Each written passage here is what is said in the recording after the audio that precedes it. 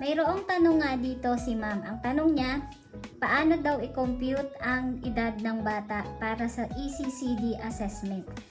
Sa ECCD assessment, para makompute natin ang edad ng bata, meron dalawang bagay na dapat nating tandaan.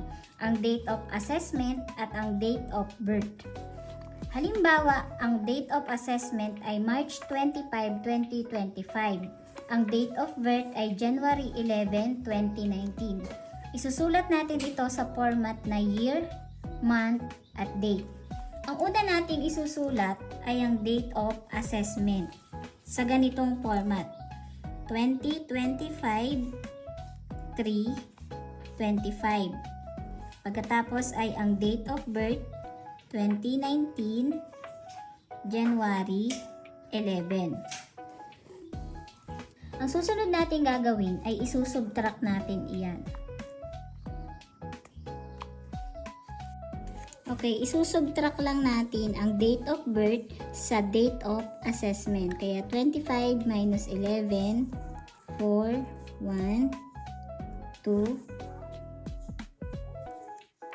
5. 15 minus 5 is 6. Okay, ang edad po niya ay 6.2 years old. Yan po ang edad ng bata sa date of assessment na March 25, 2025.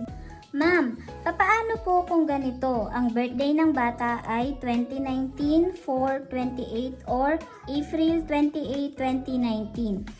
Hindi natin pwedeng isubtract si 8 kay 5, kaya kailangan nating manghiram. Sa nakasanayan po nating subtraction or simple subtraction, si 5 manghihiram kay 2. Pero dito po sa ECCD assessment, nakabukod po ang araw sa buwan at taon.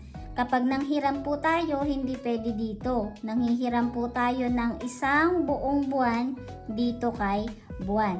Ibig sabihin, si 25 para makapag-minus ng 28, manghihiram ng isang buwan dito kay buwan. Hihiram tayo ng isang buwan dito kay March, kaya magiging February siya or 2.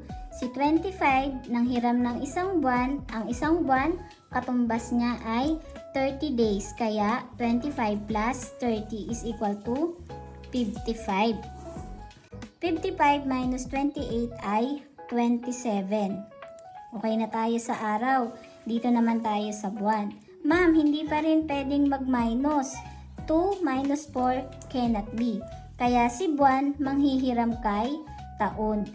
Manghihiram tayo ng isang taon kay 2025, kaya siya ay magiging 2024. At yung hiniram nating isang taon ay isang taon, ang katumbas ay 12 buwan. Kaya ilalagay natin dito ay plus 12.